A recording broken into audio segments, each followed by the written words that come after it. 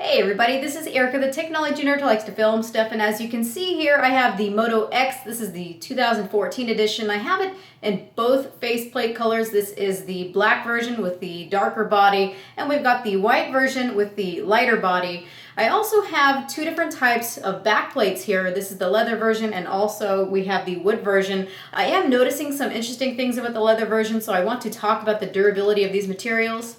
So what I want to do today is talk about what I think about this device so far. For those of you who are in for a very near stock Android experience, this would definitely be it. And it's not such a huge phone like a lot of the other flagships that are coming out on the market or that are already out on the market. So let's go and check these out. So the first thing that I want to show you is a bit of a size comparisons. Here we have the Moto X next to the Galaxy Note 3, which is very similar in size to the Galaxy Note 4, which I will have very, very soon. So as I mentioned, this is a flagship that is not as large as some of the other flagships that have been released. I am a little bit bummed though that they did get rid of that smaller footprint that it had before. I know that some people like a larger display. This is now a 5.2-inch display, and it is quite a bit larger than the original Moto X, but it's not that bad. After having a chance to hold it and play with it for quite some time, it's not bad really at all. So again, here's the Galaxy Note 3. If you just look at the thicknesses, you can see that the Moto X is the thickest here in the middle, but it does get considerably thinner on the sides, and that does make it feel very, very nice in hand. It's got a really nice curvature there. And here we have another flagship that was just released that's a huge monstrosity. This is the iPhone 6 Plus. You can see the size comparisons there. And again, you can take a look at the thinness. And then probably the flagship device that's most similar in size is the LG G3. It does manage to have a bigger display, 5.5 inches versus 5.2. It's still a little bit smaller than the G3, but this gives you a good idea of the sizes that we have here. And then side by side, we also have the new Moto G. And this new Moto G is huge, actually. In some ways, it does feel bigger than the Moto X. So now let's take a little bit of a look at the design of these devices. As you saw a second ago, they are tapered. They've got a thick part right here in the middle, and then they thin out towards the ends here. And again, that does lead to a nice in-hand feel. We've also got this place to place your finger, this dimple. I think that's what they call it, a dimple to place your finger. I am not liking it as much as I liked on the original. You can see that on the Moto G here, this is the new Moto G, that they've kept the same type of dimple look. And this dimple is very easily identifiable. I can find it very quickly on this case. But the problem with this new dimple is that I sometimes have a hard time making the distinction between this dimple and touching the camera. So I'm not quite sure where to place my finger sometimes. And also I noticed that not every single dimple is nice and set in place. This one actually moves. You can actually hear that. This one doesn't move, it's nice and firm in place, so if you notice that happening, exchange your device. Another thing that I'm noticing right away is that these back panels are not perfect. I can see with the wood one that it does come up a little bit on the sides here. You can see that it's sticking up a little bit. It feels as though I could squish it to push it down some. The same thing on this side, it's actually worse on this side. So that ends up looking a little bit cheap. It did come out of the box looking like this, although I do have concerns that this might come off more as time goes by. I hear people complaining about that happening with the leather version already. Either that it's coming up on the sides or it doesn't meet all the way on the sides. And one thing that I noticed about the leather version is that it's not as durable, obviously, as plastic or as wood. You can see that you get indentations in the leather. The leather does wear. That's just the nature of leather. So if you don't like that marked appearance that you're going to get in the leather, it really doesn't take that long to happen either, then just don't go for the leather. It has a nice feel to it, but it ends up looking cheap pretty quickly. That makes me wonder if one of the lighter colored leathers would fare better in appearance, because with this black one, it just ends up looking cheap and all marked up. So as I mentioned, we have two different face plates here. We've got the black one and also the white one. And coupled with either having the white or the black face plate, you're going to have either a darker type of metal or a lighter one. You can't interchange them. You can't have a light face and dark metal or a dark face and light metal. That's just not an option. So pay attention to the look and everything that you like accordingly. Here is a bit of a better comparison. You can see the contrast between the way that they look here. I'd say there's quite a bit of a difference. Through Moto Maker, you also have the choice to pick the colors of your accents, such as on the speaker grills, or around where you have the dimple here. Honestly, in my opinion, I think that this particular one looks the nicest. I think it has a very clean appearance to it. I love the white that's on here. Sometimes you'll get a white that's kind of a dingy or a cream color, or seems to have some greenish to it, very slightly. But this seems to be a very pure snow white in color. And the phone just looks elegant to me, I think. Besides where it's coming up on the sides a little bit, that's something that I really want to keep an eye on. Another thing that I love about this device is that 2.5D glass. Let's go ahead and grab the darker one. It might be a bit easier to see. You can see it's got a bit of a curvature to it. And when using this device, this 2.5D glass just really slides across your finger. It feels really nice to use. We're currently seeing a lot of devices coming out like this with that curved glass. We've got that curved glass also on the iPhone 6 Plus and on the new Galaxy Note 4 as well. My only worry though with glass like this is that it's sitting above the bezel. And actually on this device there really is no bezel at all. The glass is just sitting on top. So this makes me a little bit afraid, just like it does with the other devices that have this 2.5D glass, is that the glass is going to be the first thing that hits the ground, not a bezel like we have on the Galaxy Note 3. You can see we've got this plastic here, so the first thing that's going to hit the ground is not the glass. So I really wonder about the durability of these newer devices that are coming out with this glass that's just completely unprotected. Yes, we have Gorilla Glass 3 here, but Gorilla Glass 3 doesn't make the glass any harder or any less brittle. Gorilla Glass 3 does help against scratches, but if you drop it face flat on the ground, it's going to be cracking all the same as any of the versions of Gorilla Glass before it. So this is the one thing that makes me want to put this in a case. But otherwise, this device does feel to be very, very sturdy. There is no bending, there is no creaking. I'm fairly confident that it's going to be pretty rugged. We do have this aluminum band that goes along the side, but this doesn't seem to be a weak point for this device. And who knows, maybe getting yourself an invisible shield screen protector that has a little bit of a give to it will be just enough to make sure that glass doesn't crack. So while we're on the topic of durability, there's one other thing that I want to talk about, something I want to try.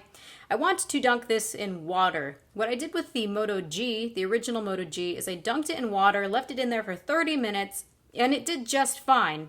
It did start to act up a little bit, but when I took it out of the water, shook it, dried it off a little bit, normal function restored, and I wouldn't have been any more the wiser that it was in water. So what I'm hoping is to have that same thing happen with this device. It has that same water repellent nano coating, just like the Moto G. It's by P2i. So what this water repellent nano coating is it's a hydrophobic nano coating that will make water bead up and roll off the device. So it covers the entire device inside and out, every internal component. So if water comes in contact with the device, if you're running out in the rain, it should just bead up and roll off. And also this hydrophobic nano coating will make it more difficult for water to go inside of the device as well. But if water does get inside of this device, it should simply move away from the internal components before the water has a chance to interact with those internal components and make things short circuit. But what happens when you dunk it? This is just a hydrophobic nano coating. It's not a barrier. It's not electrically insulating in any way. So if you drop it in soup or salt water, you probably will get something short circuiting. So what I want to do now is drop it in water, because the whole idea is that if you're out in the rain, it should be fine. If you accidentally drop it in the toilet, I want to know that it's not going to have problems. And if I drop it in the sink, I want to know it's not going to have problems either. So let's go ahead and test that, shall we?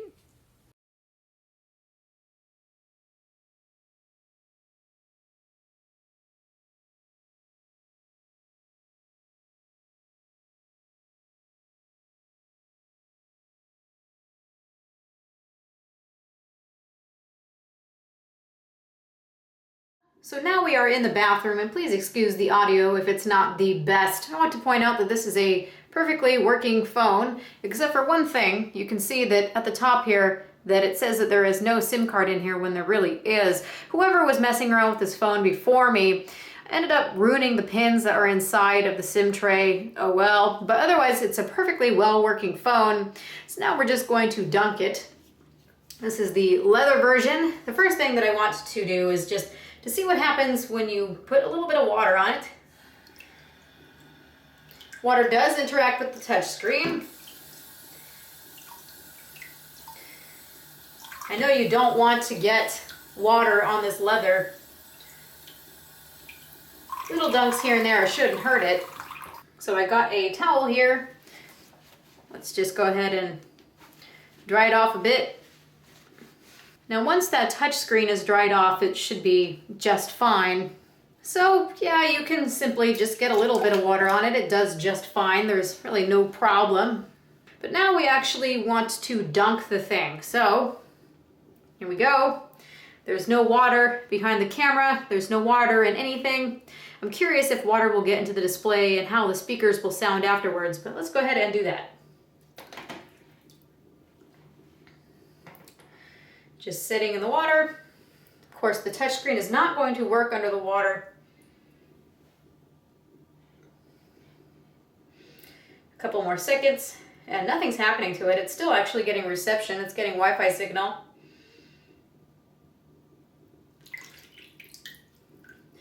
So just pulling it out of the water. Let's go ahead and shake it off.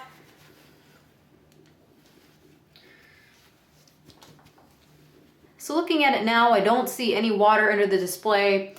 It's still working perfectly fine. Let's go ahead and see if the speakers are working.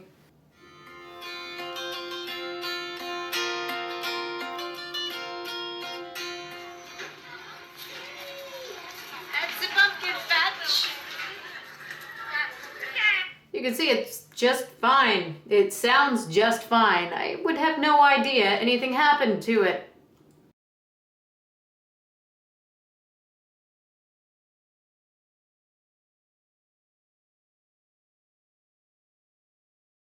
Let's leave it for a few minutes underneath the water.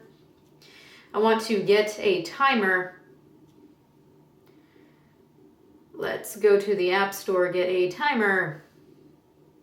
You can see that I was still able to download stuff even though I got it a bit wet. Let's go ahead and open it. Now, let's go ahead, turn it here, and we're going to say start.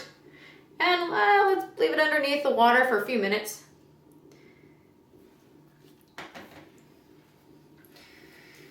Just sitting there. I can see it's still getting Wi-Fi reception underneath the water. Let's go ahead and see if we can zoom in a bit. Whoopsies. There is water going inside the device. And that is usually where you start having a big problem. It looks like we are no longer getting Wi-Fi reception. I'm not too worried about that.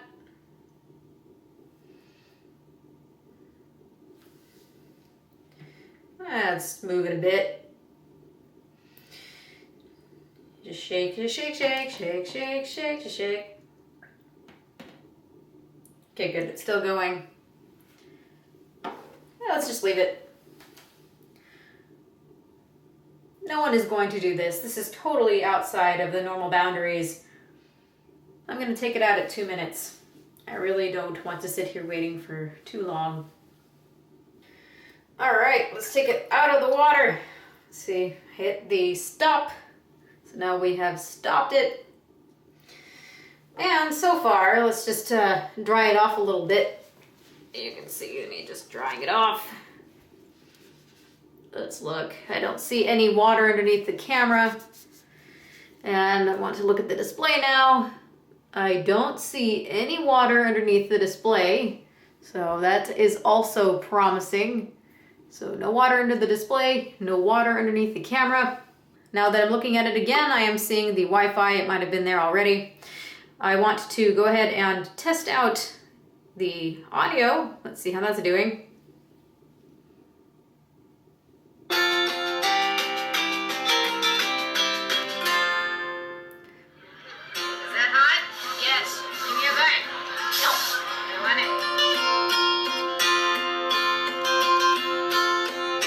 Sounds perfectly fine to me. You can see that we have the camera here. We can go ahead and take a picture. It's working just fine still. Oh, before I forget, let's do a headphone jack test as well. You can hear that it's working just fine.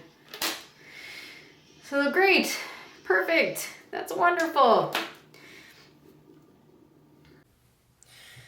Okay, so I have a little bit of an update here. After doing the water test, everything appeared fine, but then after several minutes, I started seeing that the camera lens fogged up, and then the display started acting up, and then it went into a boot loop, and then before I knew it, it wasn't reading the battery anymore. It got a little bit warm, and now the display isn't turning on at all now.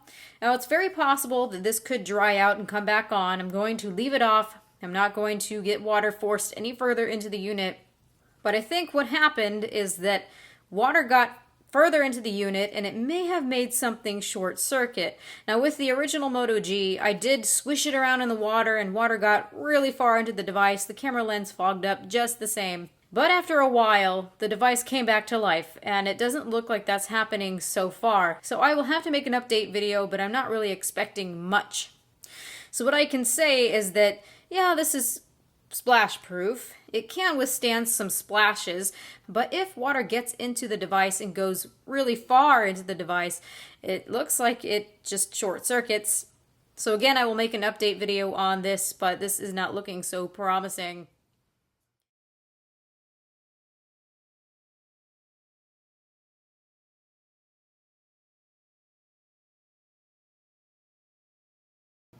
So now I wanted to take a second to thank my sponsors over at lynda.com so much for making content creation possible. Lynda.com is an online video database with over 100,000 video tutorials that are taught by recognized industry experts. There are so many different topics that you can learn on Lynda, such as how to program Android applications, how to build a website, how to video edit, how to do photography. There's just so many different topics. And also every single week they upload more videos, so it always stays relevant. So basically lynda.com is there to help you enhance your digital world. You can learn new skills, you can keep up to date with your software, or you can just start a new hobby. But what I like best about lynda.com is that they help people learn at their own pace. I am a college graduate. I know how daunting and time-consuming it is to sit and learn something, but with Lynda you can sit and watch a couple of videos at a time. You can even take it with you on your Android phone or on your iPhone, or you can sit at home and sit for hours and hours learning something. It's all about being at your own pace. So for $25 a month, you have unlimited access to their entire database of videos. But for you guys, there's a 7-day free trial. If you follow lynda.com/Erica, you can sit for those 7 days and learn anything that you'd like to. And if you don't want to continue with it, you definitely don't have to, or you can stay if it's something that works for you. And also, it helps out my channel. So if you want to check out lynda.com, go to lynda.com/Erica and check it out. I really do think that it is a worthy service. So now taking a look at the interface and the user experience, this is very much vanilla Android. If you go to the right, you can see that you have access to Google Now. If you hold downward, you pull up the menu, just like you do in KitKat, where you have access to wallpapers, widgets, and settings. And also you have access to adding new panels. Then you've got your recent task switcher. So it's a very familiar, nice and smooth interface. It doesn't add a bunch of crazy things underneath the launcher that drags it down. I have to say that this vanilla Android really is my favorite. The only thing that's really different from it being vanilla Android is that Motorola adds a couple of their own things. You've got Motorola Connect, where you can interface with the Moto 360. You've got Motorola Migrate, which helps you move stuff onto your phone from another phone. And we've also got an application, which is actually a large menu of many different things under here. So underneath Moto, this is the launch panel. You can use your voice to tell it to do different things, but I'm more interested in the entire settings panel. So you've got Assist, Actions, Voice, and Display. So Assist is not something new. Basically, you can set a bunch of different parameters so that you can keep the phone silent, or you can allow it to bug you during certain times, such as while sleeping, driving home, and in a meeting. And then you've got Voice, I Listen and Respond, which does coincide with Assist. So I was able to manage my own launch phrase. This time around, you're able to program your own launch phrase, and mine is, "Hello, Clarice. Good night."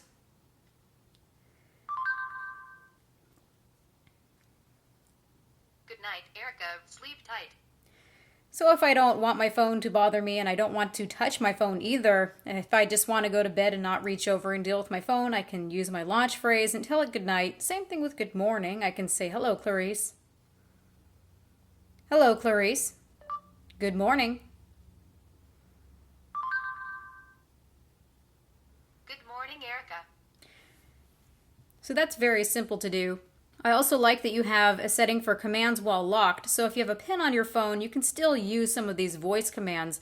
You can do some Google commands, calls, and notification details. If you want that extra bit of privacy, of course, you can turn these off. So just say that I have my phone locked and I want to ask it what the weather is.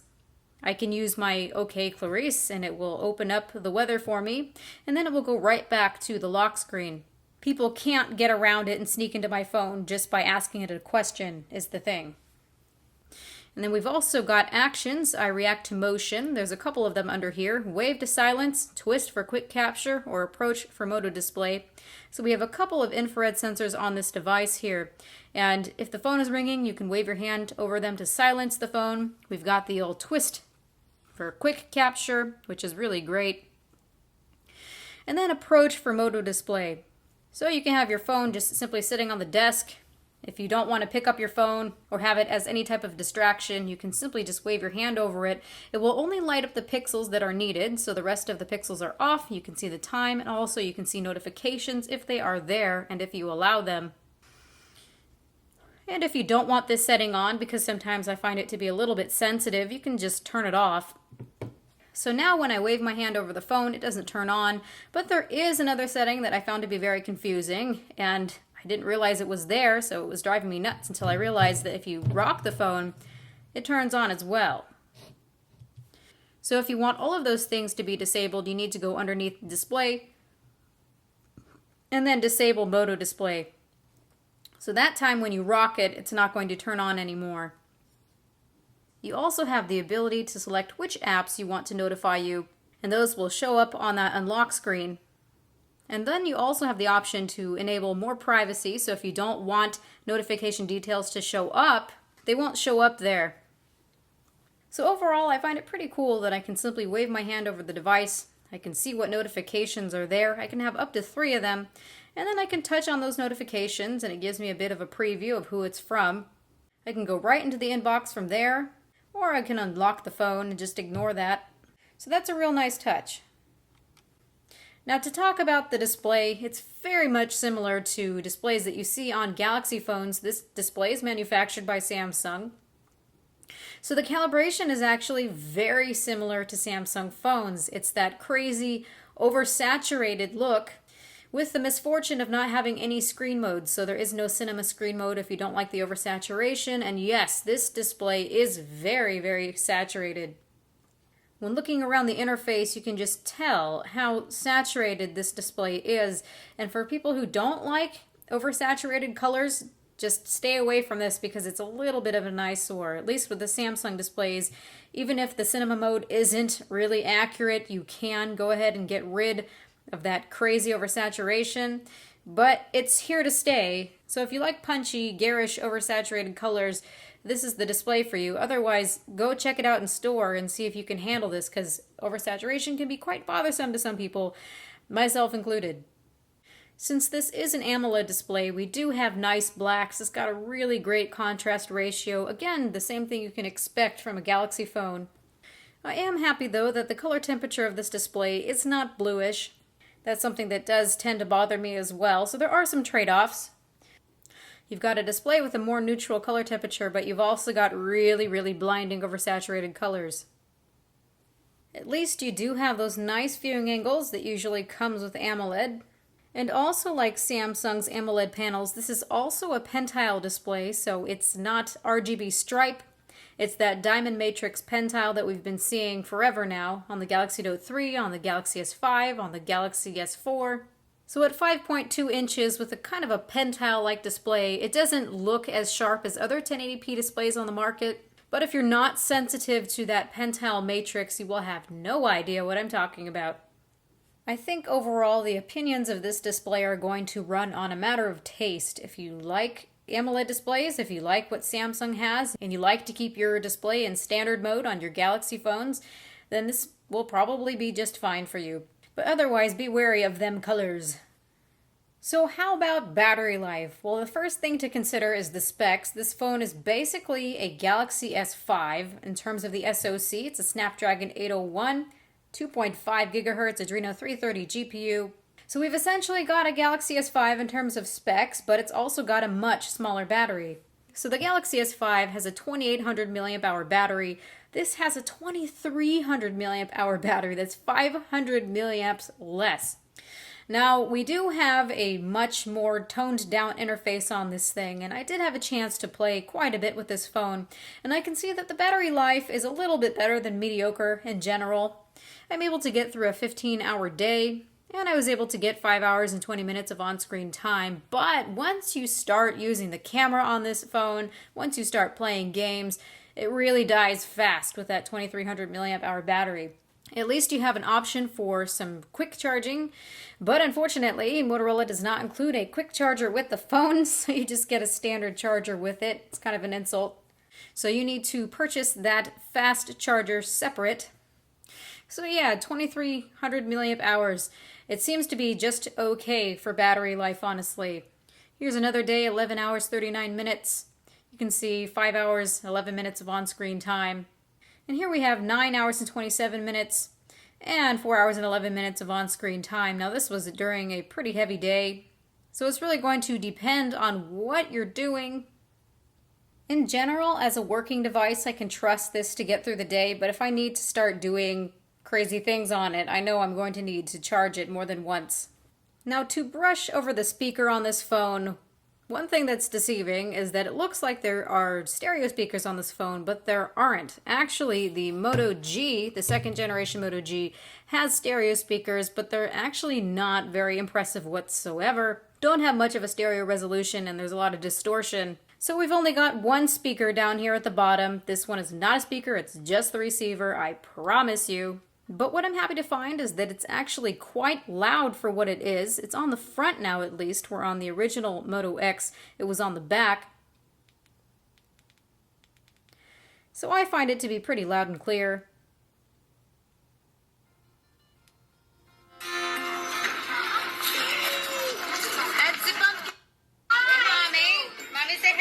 I think it actually gets really loud. Depending on the content that you're listening to. Actually, yes, it can get quite loud.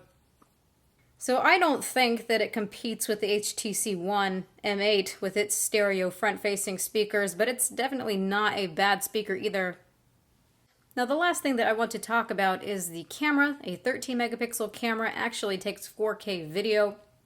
On the front we've got a 2 megapixel front-facing camera. So I actually did a comparison already with the Moto G second generation, and what I found on the images side is that the Moto G second generation actually had much better colors inside the images than inside the Moto X. Of course, the Moto X took sharper pictures, more detail, but I found low light images to be kind of disappointing. The Moto G second generation did a little bit better in low lighting as well. So I find the camera to be just okay. Although in the original Moto X, the camera really wasn't so great either, so that's just not one of Motorola's strong suits. But it's just kind of funny that the cheap phone has a very decent shooter. But at least on the video side, it does a little bit better, and I do appreciate the 4K video.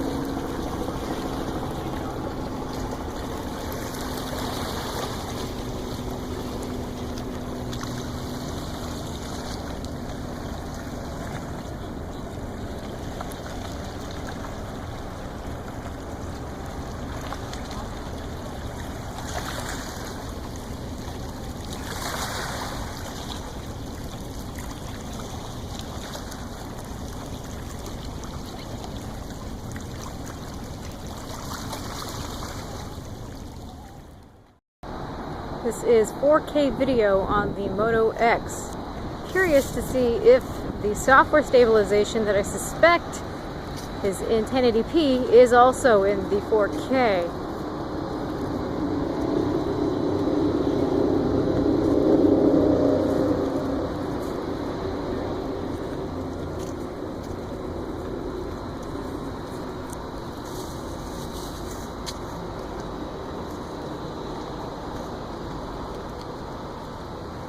Space Needle!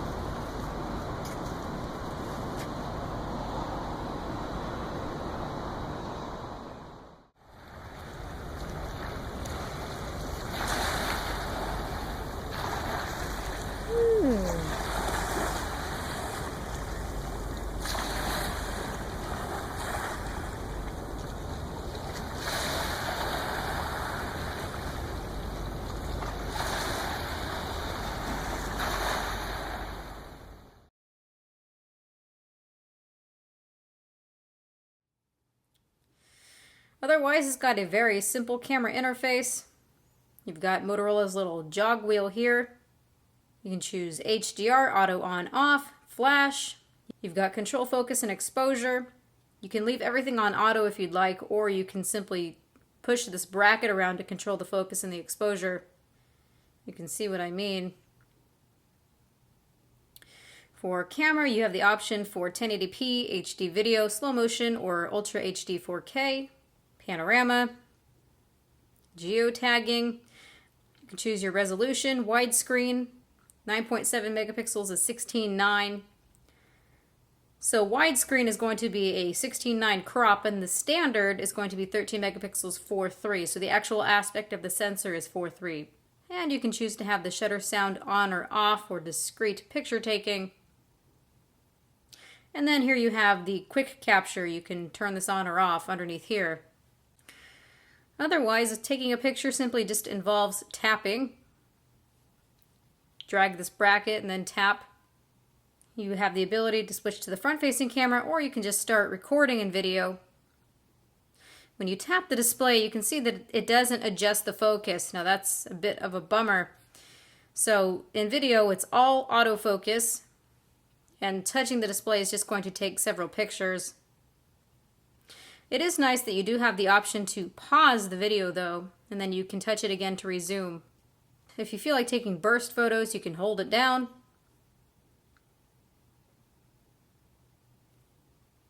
Or you can use one of the hardware buttons here. So that really sums up the camera interface.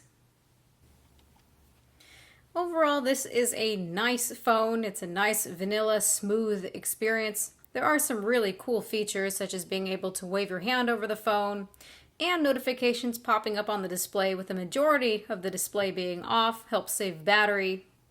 You do have really nice specs in here this time. It's not like the original Moto X that was kind of subpar. This really is a flagship phone.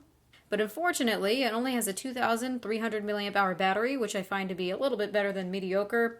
And the camera is pretty disappointing. On the video side, it's not as bad as on the picture side, but it's not good. It's not a camera that I would take out as my daily point and shoot, just no way. The speaker is actually pretty nice and loud, and it's not terrible sounding at all. I think one of the biggest pluses, though, is that you should be getting fairly quick updates with this phone. It doesn't have to go through all the nonsense that Samsung does or other manufacturers that want to have their own launcher. This one is very pure Android, very plain and simple. So you should be getting updates pretty quickly, and this will also be one of the very first to be updated to Android L.